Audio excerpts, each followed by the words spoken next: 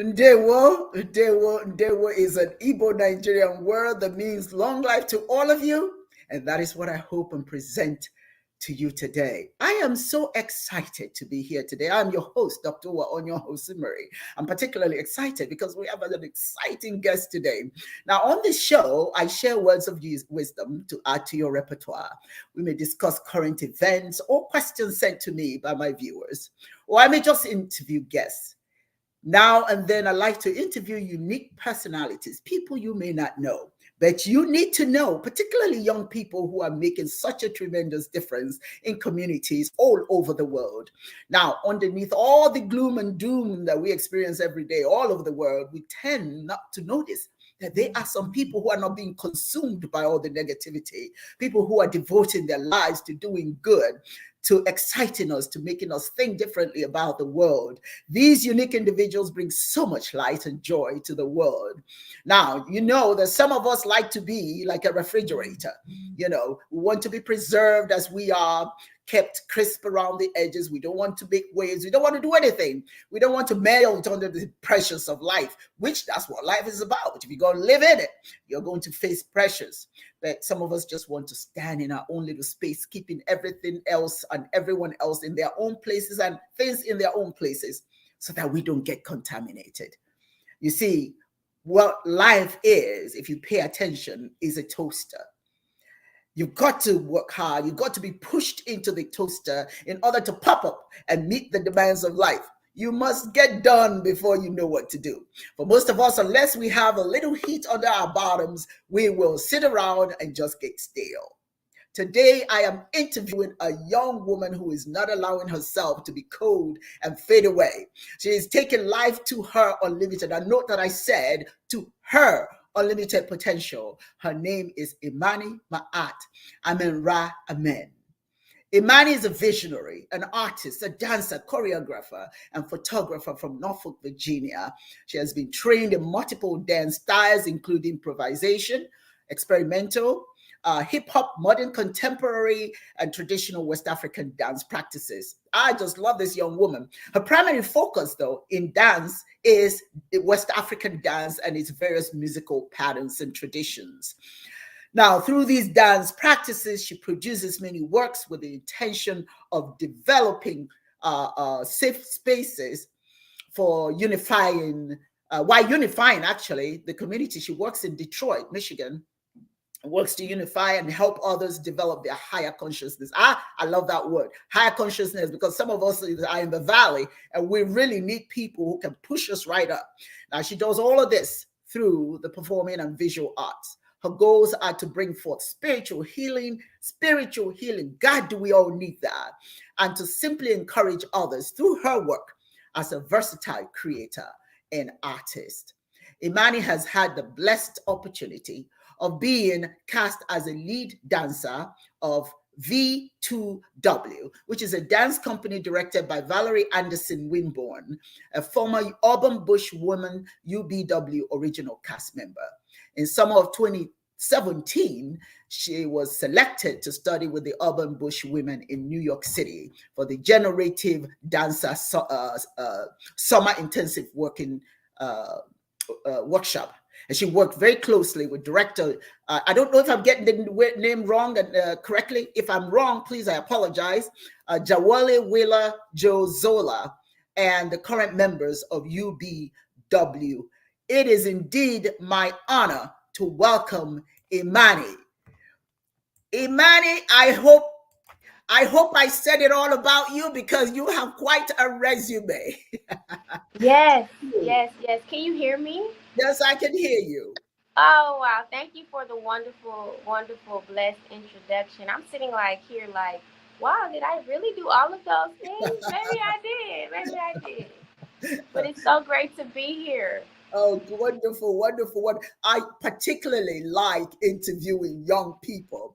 And well, every human being is gorgeous, wonderful, but you know, it's encouraging to see young people doing exceptional things because when you do, you know, the future looks great because we know that you are the future. So I'm going to ask you some questions and you take it, you answer it however you feel comfortable doing. Uh, why do you do what you do. What is it specifically you do that I may not have mentioned? And even if I mentioned it, talk to us about it. Why do you do it? What you do? Because I had to accept my calling from my ancestors. That's why. Um, Dance came into my life and it saved my life. I never knew that it would have brought me this far, and I have so much farther to go. I just graduated from the University of Michigan, got my master's degree in dance and choreography, and I do what I do, like I said before, because my ancestors have made a way for me to do it. Like, I love to dance. It's the most liberating and freeing thing, and one of the greatest gifts that God has ever given me. So, why not exercise that in the world? Because that gift has brought me so much joy. It has brought me so much healing. It has brought me so much knowledge. And I just want to share that with people because this is a good life. This is a Yes. really good Yeah. life. I just want to pause for a moment to let you know we're having a background noise from your end. Can you see Okay. what that may be? Yeah, yeah, yeah. Let's see. Can we still hear it? No, no. Okay. So, of course, technology wants to be technology. Yes, yes, yes, yes. Hey, I was on my computer and it's thunderstorming right now, so our Wi-Fi just went out. So I'm on my phone. oh, I see. All right, very well then. So let me ask you this then: Mhm, how you're a dancer, mhm, and most people love what they do, and I imagine as a dancer you have a passion for your art form. Now, mhm. how has dance informed your life and the lives of many others that you have touched? Mm. Dance is spiritual. Dance is like church. So with dancing, I have been able to learn more about myself, my ancestry, and the woman that I am growing and evolving into. It is such a beautiful, it's devotional to dance. I started dancing in church, praise dance, and then a little bit later I came into the West African drum and dance, and I realized how similar it is. It requires a level of devotion Mhm, and praise, praise mhm, and worship, you mhm, know, mhm. and that has really enlightened me in a lot of ways because I acknowledge my blessings through my gift of dance. I see. Now, you said that dance is healing. It's a healing Mhm, experience rather. mhm. That's something that you wrote, and I thought that was quite interesting that you would find dance healing. When did your healing process start? If you used it for a healing process, when did it start? And was there any particular time in your life when you said to yourself, I need to make some changes. I need some healing myself. And then you went in, did you go into dance because of that? Or just talk a little bit about that. Okay, so you earlier when you did my bio, you mentioned my first dance teacher, my godmother Valerie Winborn Anderson, and she was an urban bushwoman. And the urban bushwoman, they have a very beautiful style of dance and um, looking at dance as healing, like a healing technique, an expression, a way to express yourself. So when I was 13 years old, I find myself in her dance class. I was completely like, I don't want to go to dance class. I want to do something else. And my mother signed me up for it. And I happened to go and I fell in love with it.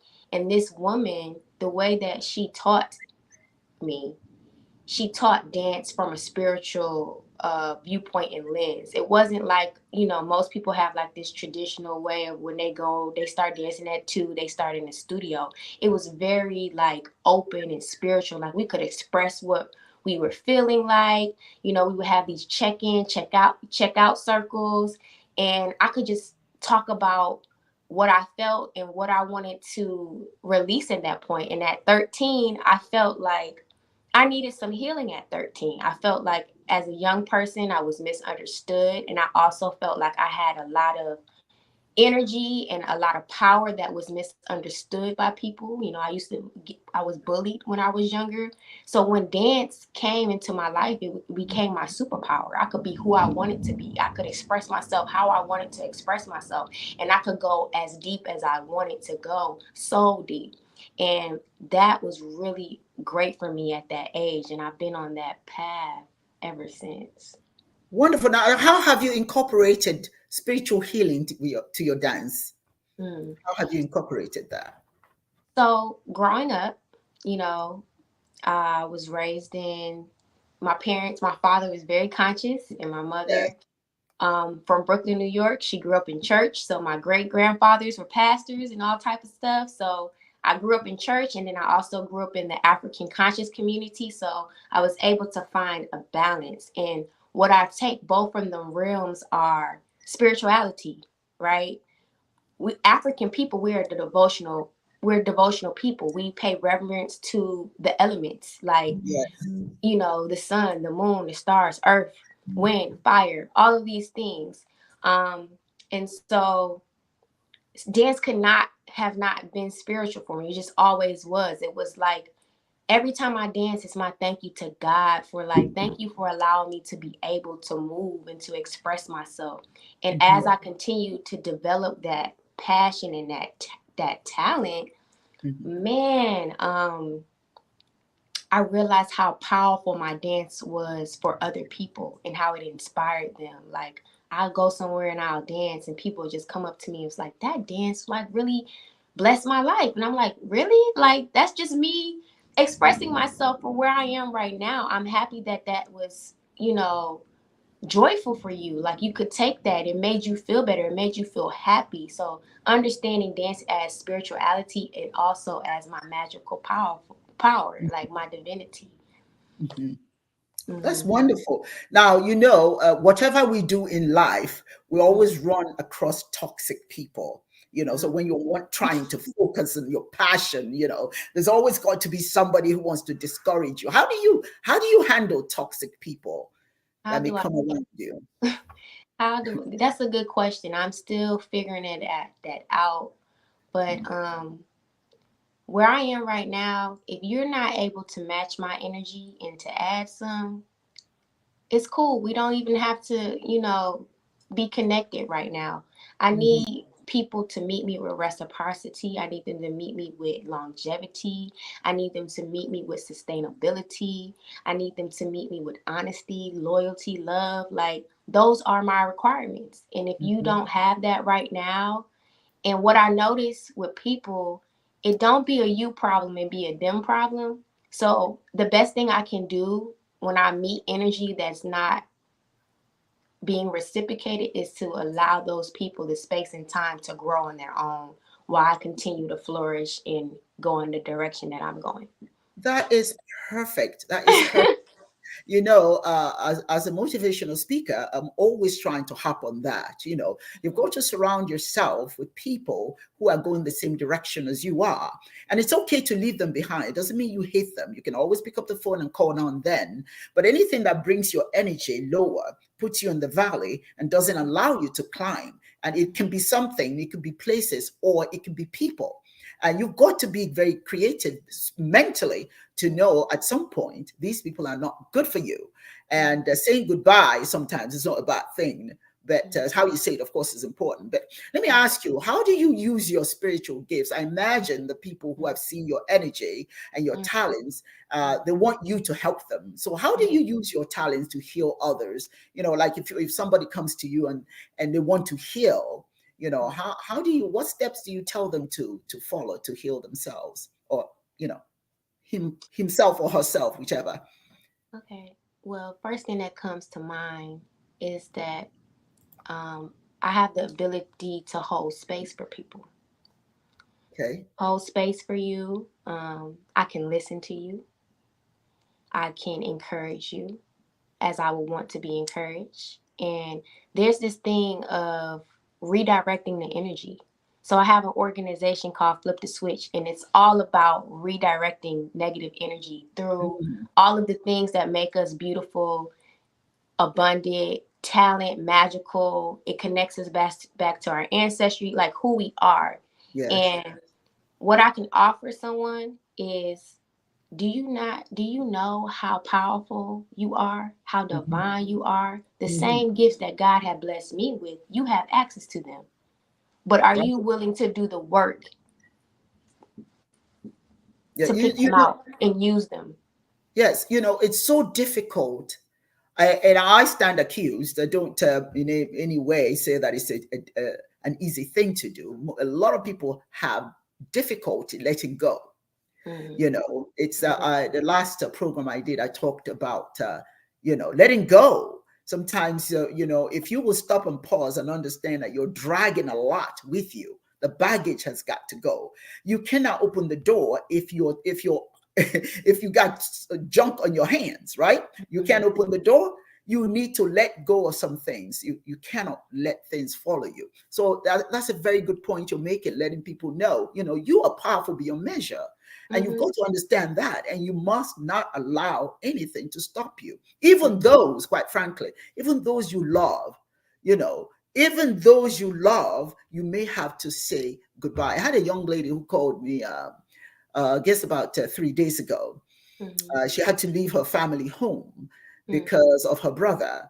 And it was a very difficult and challenging environment. It's very negative and always saying negative things and don't expect her to achieve anything.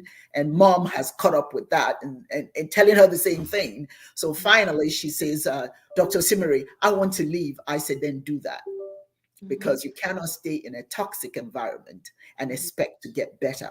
Thank you for sharing that. Let me ask you this then. Mm-hmm. You were working in Detroit. I used to live in Detroit in Rosedale Park. Yes, I did. Nice.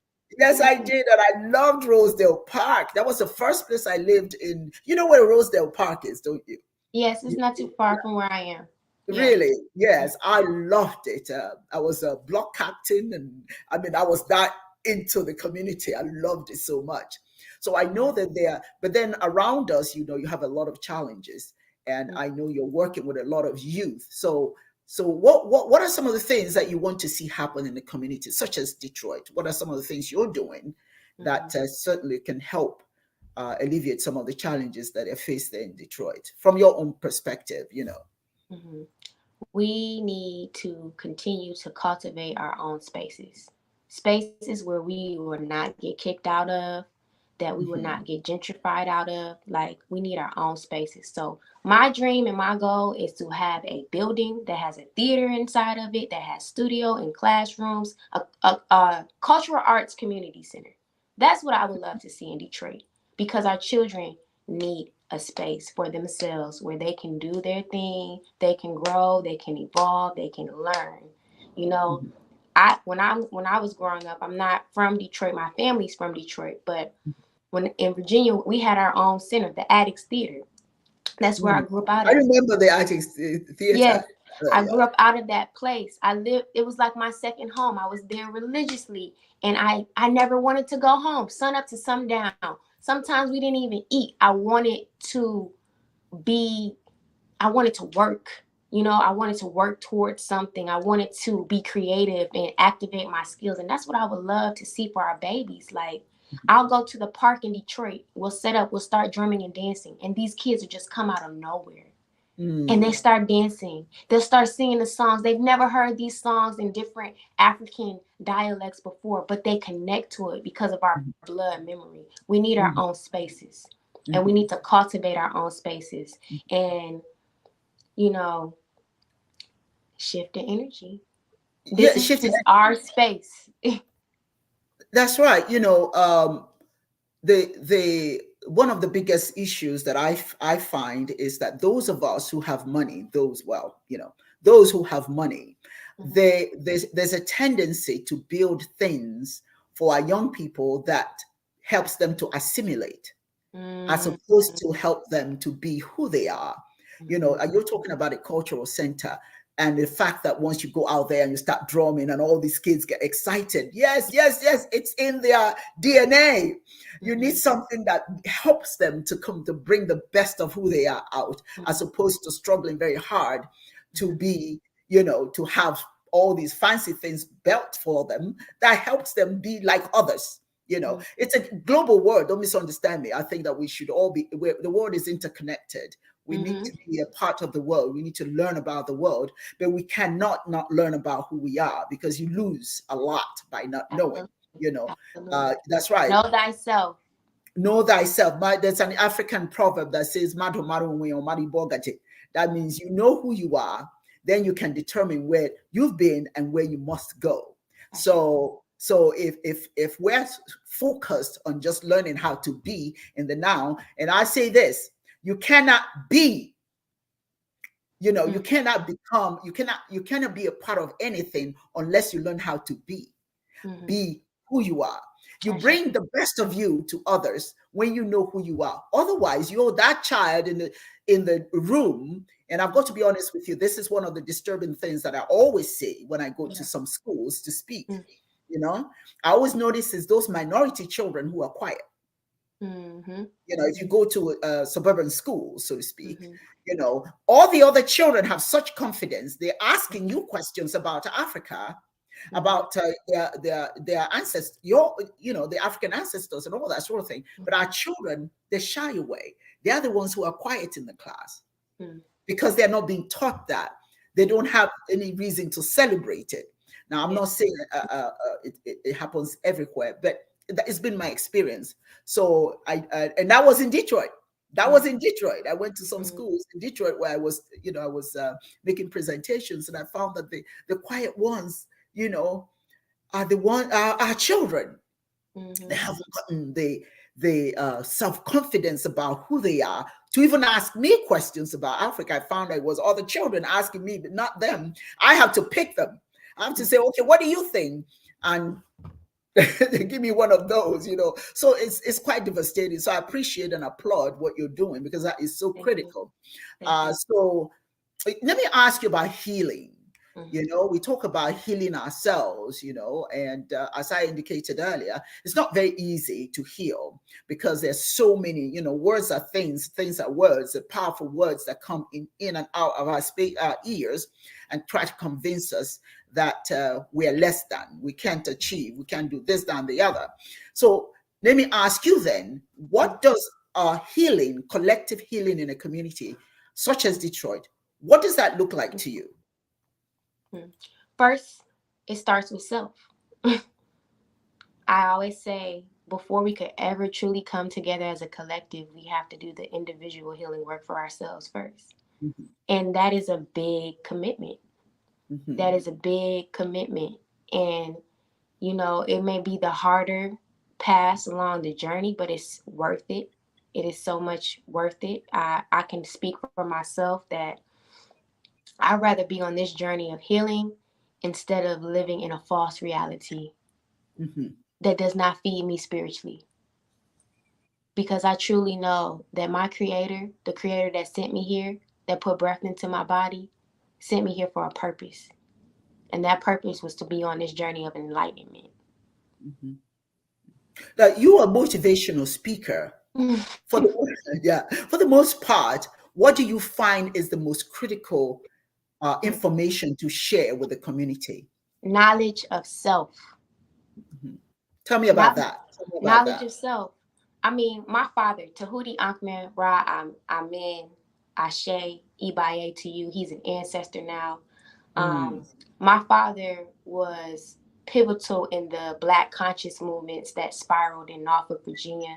He's also a part of an organization that is nationally known called ASCAP. So it's the study of ancient African civilizations. So in a way, I acknowledge my privilege of being his daughter and being born into a family that knew that these principles of knowledge of self was important. So I thank my father for a lot.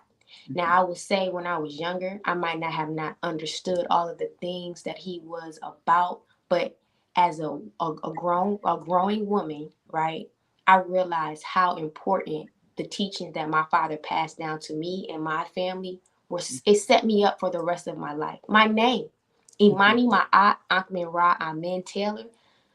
Excellence is the only option for me. Mm, mm, It's mm, the mm, only option for me. And I mhm, was blessed enough to have parents to name me in that and to set my future up. So I'm just following the path that was already written for me. But mhm, what I understand the most, and I travel quite frequently to the continent because I want to know. I want to know. I'm passionate about knowledge and learning, is that you must know thyself. And to know thyself is to know your ancestors, and to know your ancestors is to honor yourself. mm-mm, mm-mm. That's how you honor your ancestors, by honoring yourself. You know, it's so interesting that you talk about the influence of your father. Many men don't understand how important, I mean, no, we rally around our mothers, yes, but we don't understand how important fathers are. Fathers are tremendous. My dad was the spiritual head of Chiism, Godian religion, which That's is it. African spiritual tradition of direct communication with God. And he Mm-hmm. taught us when we were young that right where we are, God is. And we call God Chineke. Absolutely. Chineke, Chi, Mm-hmm. male energy, and Mm-hmm. Ike, female energy. And my father was never sexist in any way. He Mm-hmm. saw the good in his sons, he saw the good in his girls, because traditionally Africans, prior to the coming of foreign influences, Mm-hmm. Africans did not distinguish, this is a girl, this is a boy. You know, each one has a calling, and Mm-hmm. they try to help the child achieve whatever it is that they're destined to achieve. And my father was that. He was a powerful man. I'll share this with you right quickly. When I was young, very, very early. I tell this story a lot because I think it's very relevant. That tells you the importance of a father. My father used to take me to the back of the building about 5 a.m. in the morning to watch the sunrise, because in the back of our you can see the sunrise. And he would say to me, the only thing greater than you is the sun, the greatest manifestation of the divine. And don't That's you it. ever forget it. You know, you have no right to die until you've made a difference, and never live anywhere unknown. And that has become my modus operandi. You That's don't, it's not to be a braggart or anything like that, but these are our people. People don't understand how powerful our African parents are. How powerful, how powerful, and we just go along with it, and just move our children along. What they become has a lot to do with what you give them. Look That's at it. you. Thank You you. sitting there telling me, my dad, my dad. Yes, because he understood what was important. That's It it. wasn't about you just inhaling and exhaling. It is about you knowing and having a direction for your life. And That's it. he planted that, and you have become a planted a flower, not a potted plant. Mm-hmm. Because a potted plant can be pulled up, but when you're planted, you've got the roots way inside, and the roots are your ancestors. I am so proud of you. I could go on and on. I have more questions for you. Thank you for Okay. sharing all that. I wanted to know, Mm-hmm.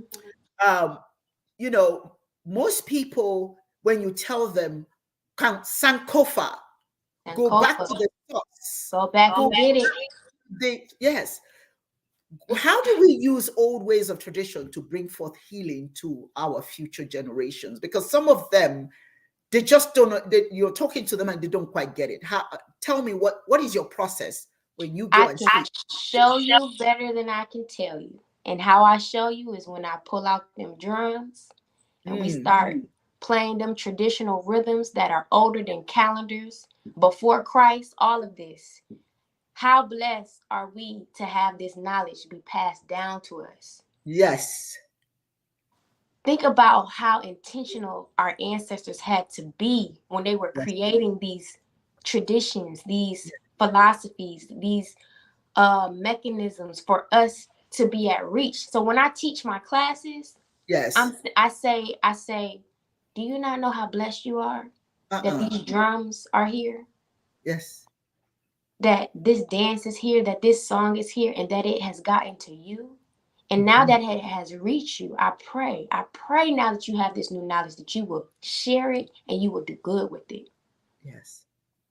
Yes. So the drumming and the dancing is humbling. Mhm. I have to submit myself to the drum in order for my dance to consciously evolve as it should evolve. And to know that in every rhythm, In every song, there's a lesson to help you in life. Yes.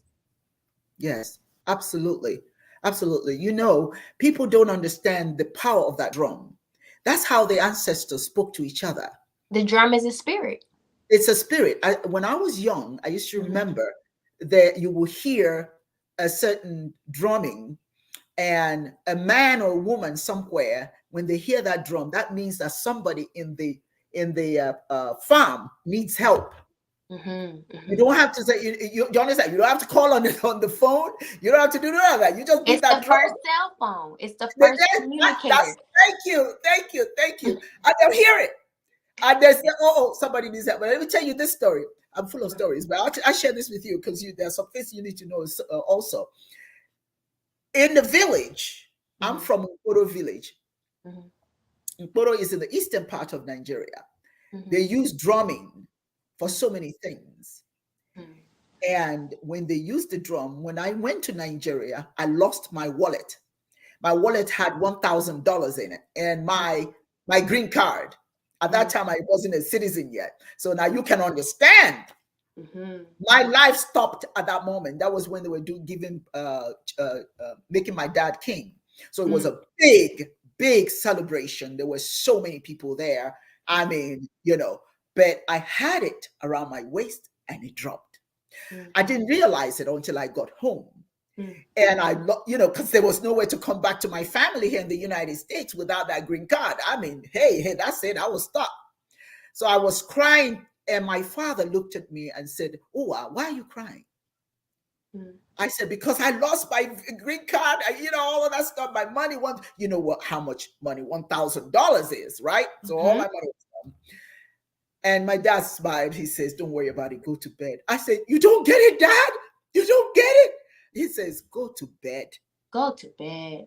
Don't worry about it." He sent a message to the king, Mm-hmm. Elijah, and told him that his daughter lost her pouch with the green card and $1,000. Elijah said, "Don't worry about it." He brought out the big talking drum, told them to beat it. And when they beat that drum, he told everybody in the village Mm-hmm. that, okay, the king's daughter has lost her pouch and what it had in it. Anyone who takes that money or that card to do anything with it will pay the price. So if you have it, you bring it back to the king in the morning. And that was all there was to it. Very early in the morning, this man on a bicycle rode to me and gave me back my pouch with not a penny was missing, and my green card. I say this to say, uh, this is how we talk to each other. It has meaning when people are dancing. Tell me, when you are dancing to drums, what does that do to your body? What does that do to your feet? It's the most liberating. It's freedom. That's what it is. It's freedom. For me, it's freedom personified into joy, love, reciprocity, excitement.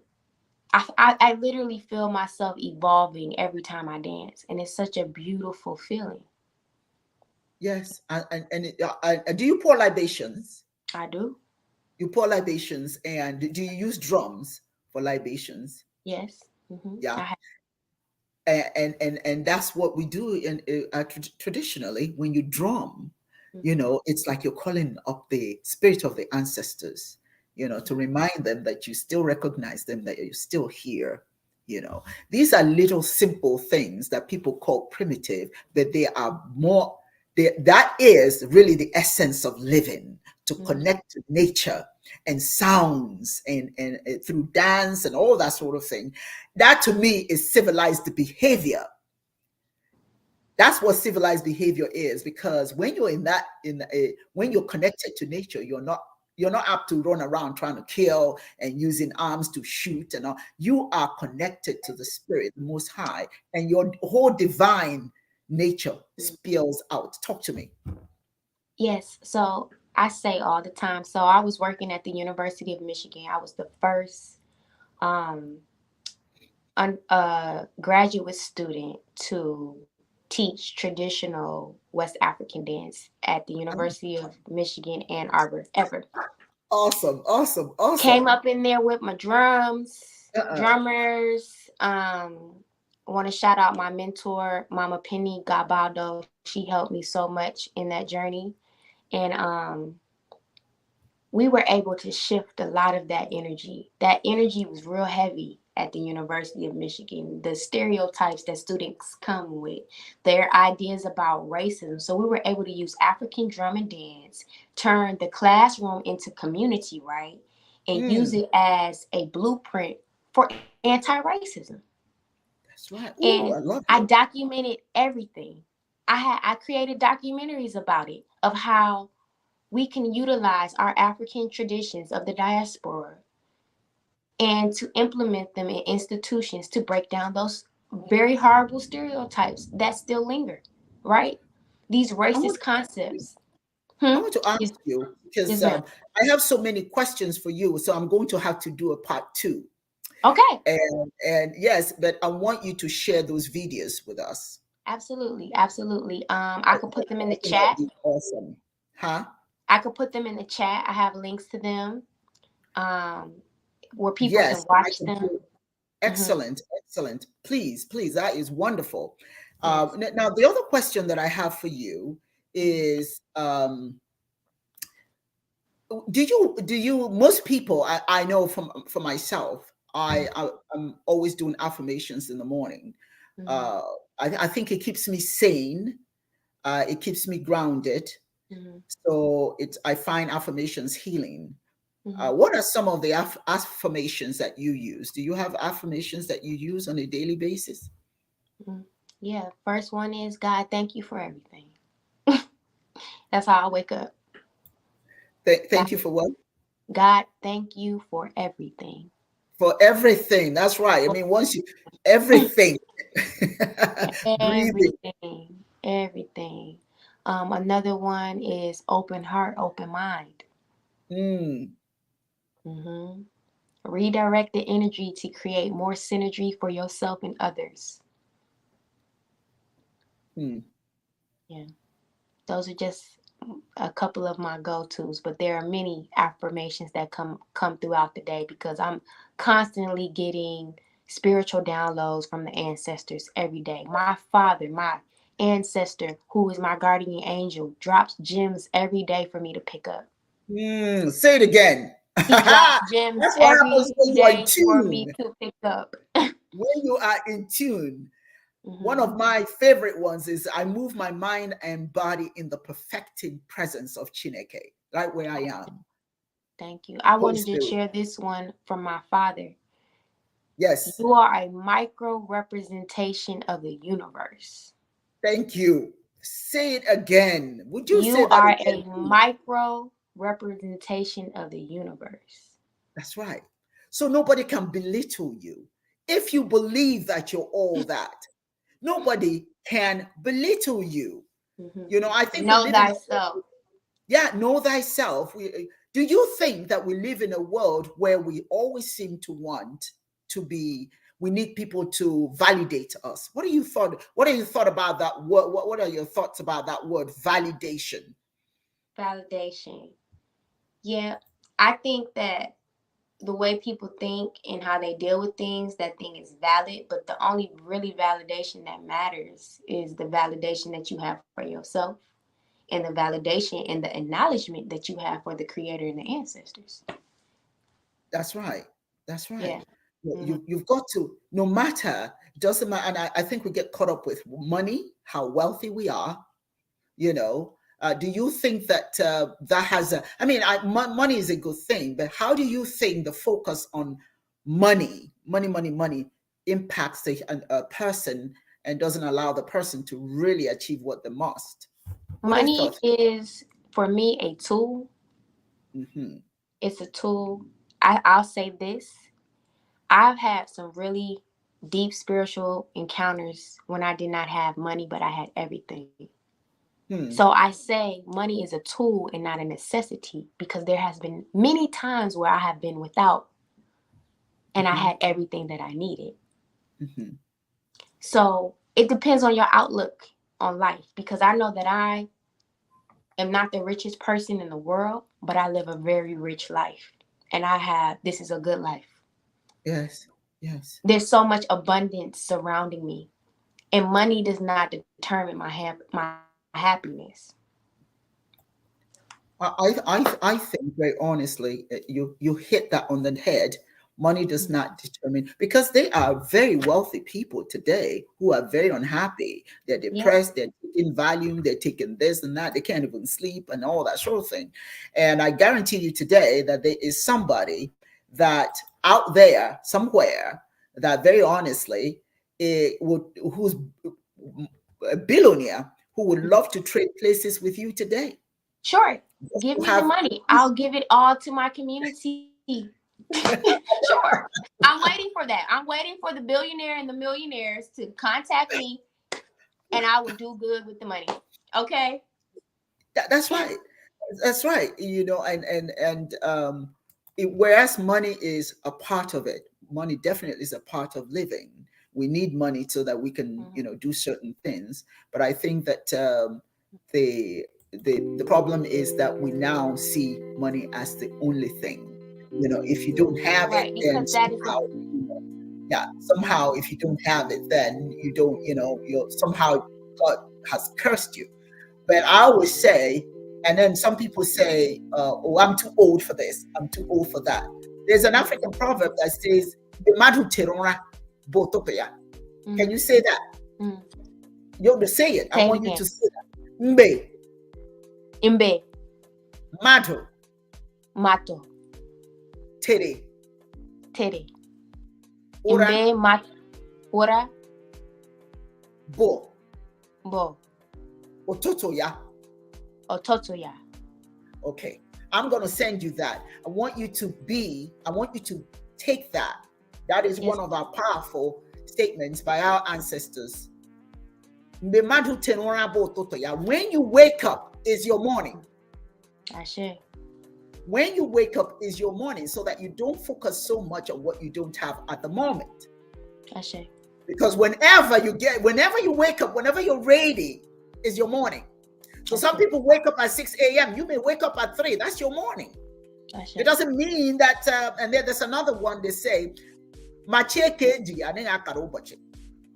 it is dark, you can't define the day. Mm.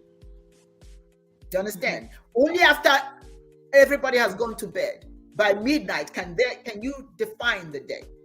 Our people don't need to understand. Now let me ask you this. What, in your opinion, are some key things when you go to make presentations? What are some of the key questions that people ask you that you're surprised to hear? That's a good question. I'm going to have to think on that. That's a good question. Yeah, because some of the things are, as an African woman, some of the things I get asked, I'm like blown away. Whoa, where did that come from? I remember when I was in school, this little African American girl just kept circling around me. I went to a little town called Lower Peachtree, Alabama. Let me tell you, I didn't know there was such a place. But anyway, I went there. There was a little girl. She was just circling around me, and finally, I asked her mother, "Why is your daughter looking at me like this?" And she says, "Well, I don't know." So she asked her daughter, "Why are you looking at her?" She said, "Mama, she ain't no African. She ain't got no tail." Now think about that. I don't have a tail, so I'm not African. So who taught her that? Right. Where did she get that from? Where did she get that Africans have tails? I think that makes me think of something now. It's like Black and brown people we already know the story of how we've been put at a disadvantage. And a lot of African Americans, when they hear that I go to Africa quite frequently, they're like, "That's impossible. How do you do that?" No, it's not impossible. It's not impossible. Oh, is it like huts everywhere? No, I sleep in a bed just like you sleep in a bed at home. People have this idea of what Africa is based on certain programming and tell-lie. Television, right? That's a new one. Television. A Okay, which gift is from what you it from does. my father. He would play with words like that. Constitution, television, right? So Yes. it's definitely the programming and the powers that so-called be, right? Who Mm-hmm. project these images. That's why I'm a filmmaker. Before my Uh-huh. father passed away, he said, Imani, you must film everything and document everything that you do to shift the narrative. Mm-hmm. We have to shift our own narratives. We have to tell our stories from our own perspectives instead of a third party coming in and saying this is what it is. Mm-hmm. That's your interpretation of what it is, but this is what it really is. And so maybe that is my role in life, Mm-hmm. to shift that perspective and change that energy, because Africa is abundant. I have a whole documentary about that, the abundance of Africa and how beautiful it is, the people, the children, the land, the culture, how rich it is. And I think that, God has blessed me with that assignment to show that Yes, and to share that with people.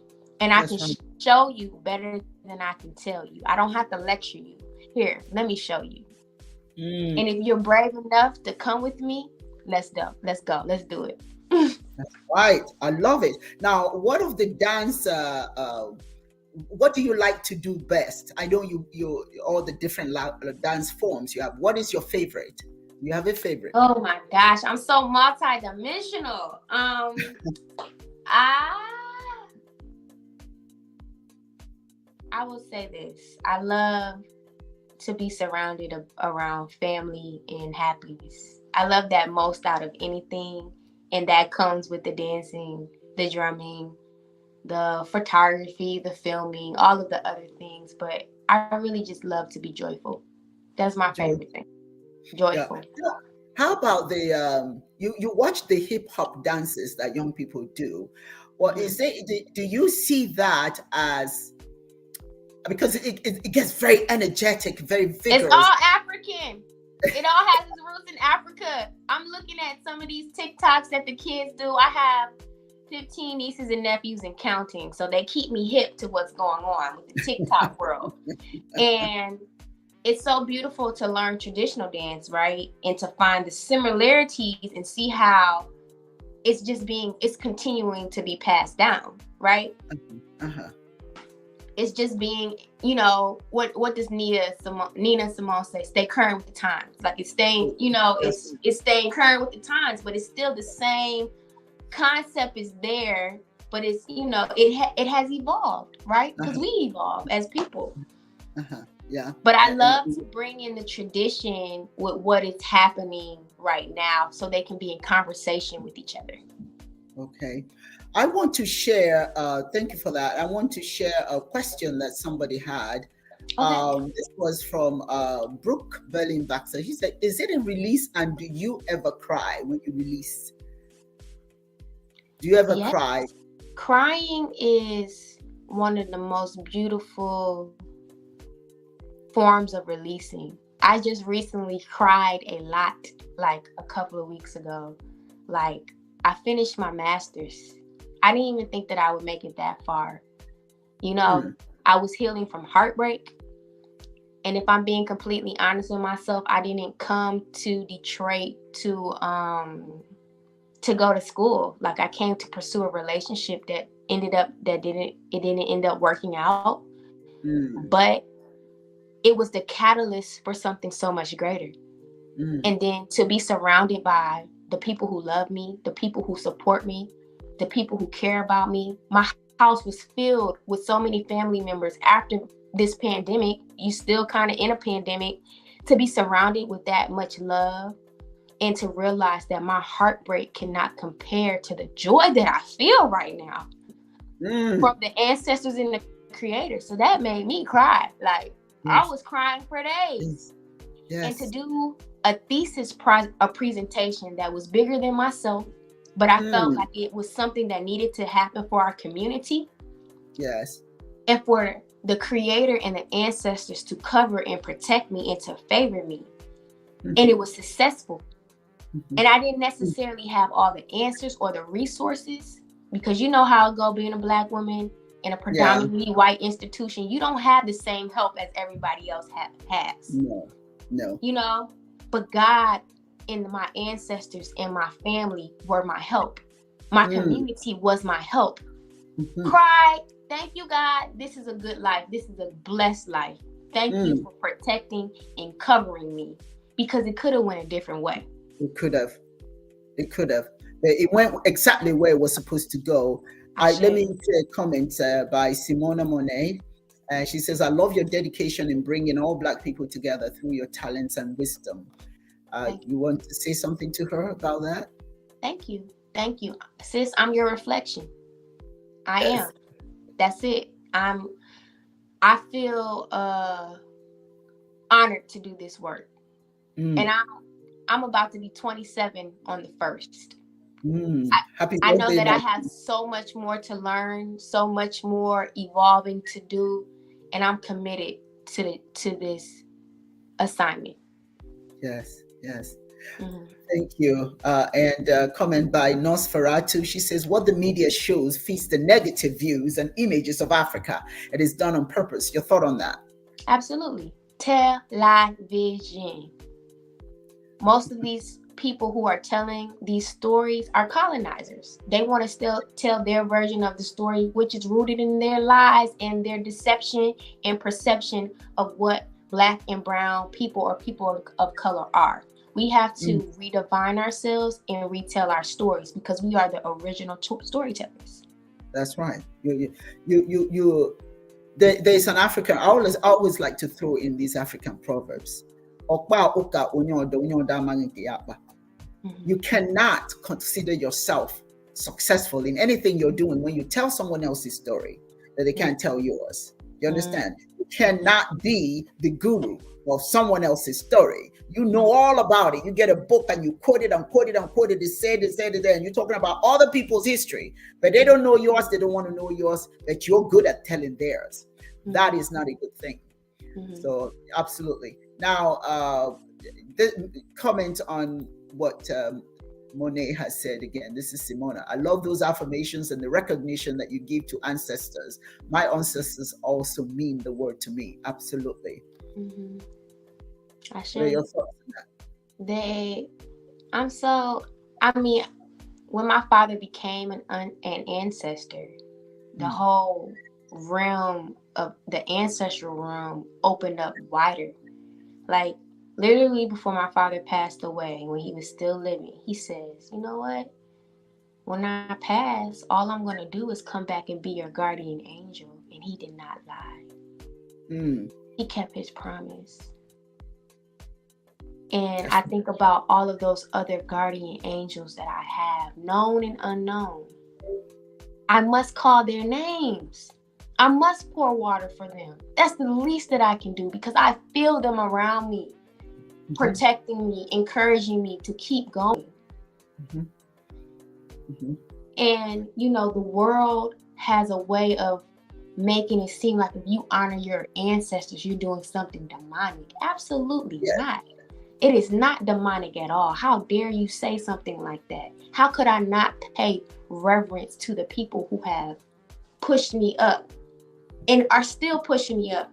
And their hands, I'm in the front of them, and their hands are behind me like this, pushing me forward. How could I not pay respect and honor and homage to you? Thank you. Absolutely. Honor and respect. Absolutely. And when you don't, you're simply saying that they didn't exist.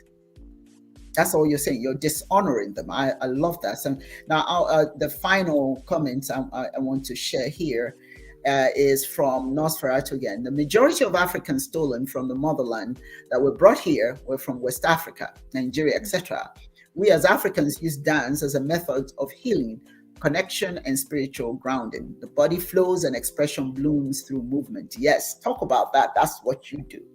Talk to her about that. Absolutely. As a young person, I was always infatuated by Africa. Maybe it was my dad's influence, but I always had visions as a young person. I need to go to Africa. I want to see the pyramids. I want to, be in the village with the people. Before I started doing African dance, I used to have this dream, a reoccurring dream of me being a dancer in a village, and my job for the village was to bring everybody together through drum and dance, and that ended up becoming my life. I had that dream like when I was like 6 years old. I didn't know nothing about African dance at that point, but now that has become our reality. And so I think in a lot of ways our dreams prepare us for what we're going to walk into. That's right. And we have to pay attention. I have a proposition for you. We're going to Nigeria next year. Absolutely. A heritage tour. My organization, the African Women Mobilization Commission. We are going. It's going to be powerful. It's going to be it's like a heritage tour with a motivational conference, and it's going to be in Abuja. Abuja is the capital of Nigeria. That's being planned for next year. So I'm certainly going to get in touch with you so that you can come and perform, if you don't mind. Yes. Show them how the African Americans are picking up our culture and why they must hold on their culture. It has been a pleasure, and I want to thank everyone. This is streaming different places, so some of the places is streaming. You can't see it on here, but you have been a wonderful, wonderful guest, and because of not having some of those videos, we must bring you back so we can continue the conversation, because I had a list of questions that I have not asked you. I still want to ask those, so we're going to schedule you to come back and join us, and I'll have Brooke Baxter to get in touch with you, PR person, and get you back on the show so that you can share more with us. All right. Absolutely. And I want to thank those of you who joined us today for being here today. And I want to remind you to please continue to join us on Facebook page, The Ndumodu Show, or Dr. Osimiri, the Power Speaker. You can follow me on YouTube, The Ndumodu Show, and please subscribe. Please subscribe. Also, the Instagram, The Power Speaker. And if you want to write to me, because I always welcome people writing me to tell me what some of the things that they would like to see, the ndumadushow@gmail.com. My website, a lot of them, my website is drosimiri.com. I just want to go back here, the Ndumodu Show, my Gmail. You can get in touch with me and give me some ideas of what you would like to see us talk about. Instagram, the Power Speaker, this Power Speaker. And again, subscribe to the Ndumodu Show on YouTube. Please, we want you to subscribe. And so it is. Thank you so very much for joining us. I am looking forward to bringing you back. And thank you everyone for joining us. It's going to be another exciting show next time on the Ndumodu Show. Have a good day. Thank you. Yeah.